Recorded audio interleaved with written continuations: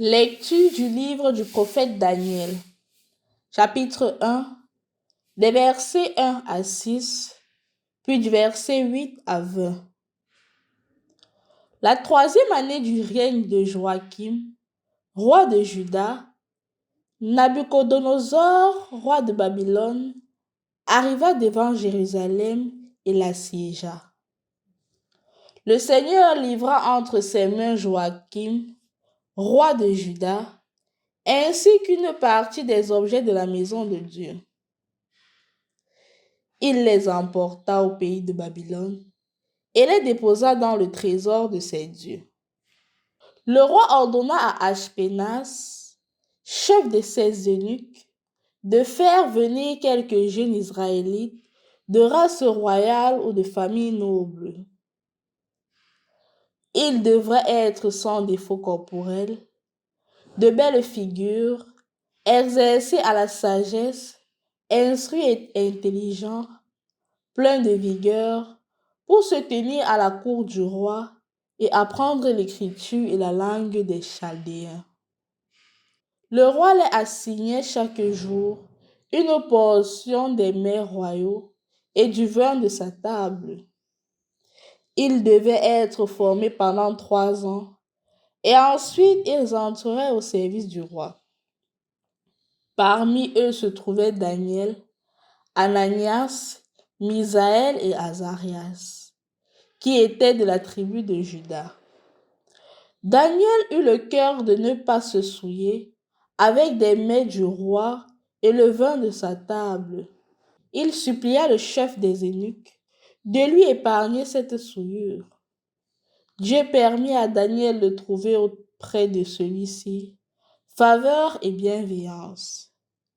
Mais il répondit à Daniel: J'ai peur de mon Seigneur le roi, qui a fixé votre nourriture et votre boisson. S'il vous voit le visage plus défait qu'aux jeunes gens de votre âge, c'est moi qui, à cause de vous, risquerai ma tête devant le roi. Or, le chef des eunuques avait confié Daniel, Ananias, Azarias et Misaël à un intendant. Daniel lui dit: Fais donc pendant 10 jours un essai avec tes serviteurs. Qu'on nous donne des légumes à manger et de l'eau à boire.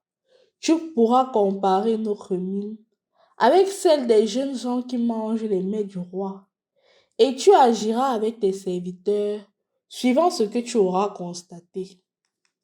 L'intendant consentit à leur demande et les mit à l'essai pendant 10 jours. Au bout de 10 jours, ils avaient plus belle mine et meilleure santé que tous les jeunes gens qui mangeaient des mets du roi. L'intendant supprima définitivement leurs mets et leurs rations de vin et leur fit donner des légumes. À ces 4 jeunes gens, Dieu accordant science et habileté en matière d'écriture et de sagesse. Daniel, en outre, savait interpréter les visions et les songes. Au terme fixé par le roi Nabuchodonosor, pour qu'on lui amenât tous les jeunes gens, le chef des eunuques les conduisit devant lui. Le roi s'entretint avec eux, et pas un seul n'était comparable à Daniel, Ananias, Misaël et Azarias. Ils entrèrent donc au service du roi. Sur toutes les questions demandant sagesse et intelligence que le roi leur posait, il les trouvait 10 fois plus supérieurs à tous les magiciens et mages de tout son royaume. Au nom du Père et du Fils et du Saint-Esprit. Amen. Loué soit Jésus-Christ. Nous voyons aujourd'hui le livre de Daniel et on voit comment est-ce que la déportation dans le pays des Juifs après la mort de Salomon qui a créé beaucoup de divisions, qui a déjà commencé par la division de 2 royaumes, le royaume du nord et le royaume du sud, et avec tous ces échecs, ces abandons de l'accomplissement de la volonté de Dieu qui se sont succédés, voilà que les Babyloniens ont envahi une partie du territoire. Et ils ont envahi une partie du territoire. Ce qu'ils font, ou du moins ce qu'ils ont fait, c'était qu'ils venaient, ils prenaient les meilleurs éléments, les gens qui étaient capables de faire de la technique, les gens qui étaient intellectuellement prêts, toutes les intelligences, ils les déportaient, ils les amenaient dans leur pays pour enrichir davantage leur pays. Et donc, les personnes qui étaient laissées dans le pays, en Israël, à cette époque, c'était tout simplement des personnes qui étaient pauvres, qui n'avaient pas assez de talent, qui n'étaient pas compétents, et ils pouvaient rester sur la terre et travailler la terre, mais les personnes ressources, les personnes qualifiées étaient déportées. Nous voyons la suite, non? On voit comment est-ce que, ils sont capables de démontrer leur talent en Babylone. Ce pour ce quoi je voudrais m'appesantir aujourd'hui, c'est le même phénomène de déportation qui se vient en 2023. Dans les années avant Jésus-Christ, cette déportation se faisait de force. On venait dans un peuple qui a perdu la guerre, prendre ses potentiels et les amener pour développer le royaume qui a gagné, le royaume vainqueur. De nos jours, on le fait toujours. Ce n'est pas une déportation qui n'existe plus. C'est seulement que cette déportation de nos jours a pris une autre forme. La nouvelle forme, c'est justement le phénomène des green cards. C'est le phénomène des loteries américaines. C'est le phénomène de l'immigration au Canada qui est en train de prendre de l'ampleur. Le phénomène même qui se vit maintenant, les propositions en Suisse d'avoir où c'est plus de 80 000 employés. Les propositions qui sont en train de vouloir passer en France, que les emplois que les Français ne peuvent plus faire ou qu'ils ont des problèmes d'employés, qu'ils viennent prendre les employés ailleurs. C'est le même phénomène de la déportation. À la seule différence que aujourd'hui, au lieu de le faire par force, on le fait en proposant des salaires juteux, en proposant aux autres des salaires conséquents. Et c'est ce qui arrive de nos jours. De plus en plus, certains pays sont en train de s'appauvrir de leur potentiel, sont en train de s'appauvrir de leur qualité, parce qu'ils doivent aller aider d'autres pays. Ils doivent aller enrichir d'autres pays. Et de plus en plus, ce phénomène est en train de sévir dans nos pays. Le cas du Cameroun. Combien de personnes de plus en plus font l'immigration au Canada? Combien de personnes font la loterie américaine pour partir? Combien de personnes de plus en plus s'efforcent à quitter le pays? Plus encore, quand ils arrivent dans ces pays-là, ils prennent la nationalité, oubliant leur passé, oubliant tout ce qu'ils ont vécu.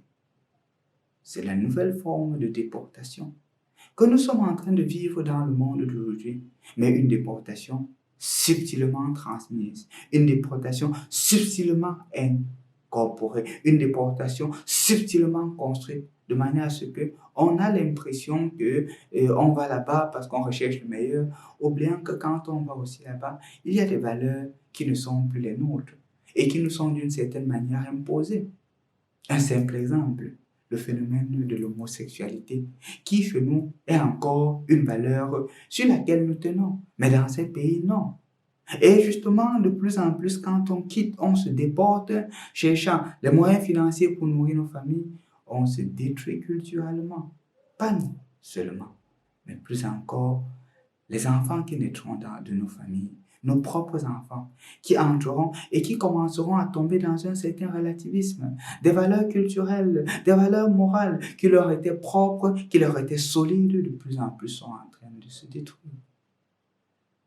C'est la forme de déportation qui est en train de sévir. La prière que j'adresse aujourd'hui, c'est que tous ceux qui font l'immigration, qu'ils deviennent comme des Daniel, des Misaël, qu'ils deviennent des Azarias, qu'ils soient des personnes capables de maintenir leur culture, maintenir leur amour pour leur pays d'origine, maintenir leur conviction, leur foi, même dans ces terres étrangères. Que ces terres étrangères ne soient pas pour eux des moyens d'oppression, des moyens d'illusion dans l'universel, mais des moyens de recherche du particulier, de l'authenticité. Que ces gens-là qui sont déportés, et ces formes de déportation actuelles, ces formes de déportation présentes ne nous détruisent pas, mais qu'elles nous construisent, qu'elles nous aident davantage à transformer le monde et non à laisser le monde nous transformer. Mais aussi, je crois que quand on parle de cette déportation, chaque gouvernement devrait s'interroger. spécialement les gouvernements dans lesquels ces personnes-là viennent puiser les ressources. Chaque gouvernement, amoureux de son État, devrait créer des voies et des moyens pour pouvoir empêcher cela. Parce que de plus en plus, le pays s'appauvrit, le pays se détruit. Et ce ne sont pas des choses qu'il faudrait prendre à la légère. Ce sont des choses sur lesquelles chaque gouvernement, spécialement les gouvernements africains, devrait s'asseoir et y penser en profondeur pour que la nouvelle forme de déportation ne détruise pas les continents, mais au contraire les enrichisse. Au nom du Père et du Fils et du Saint-Esprit. Amen.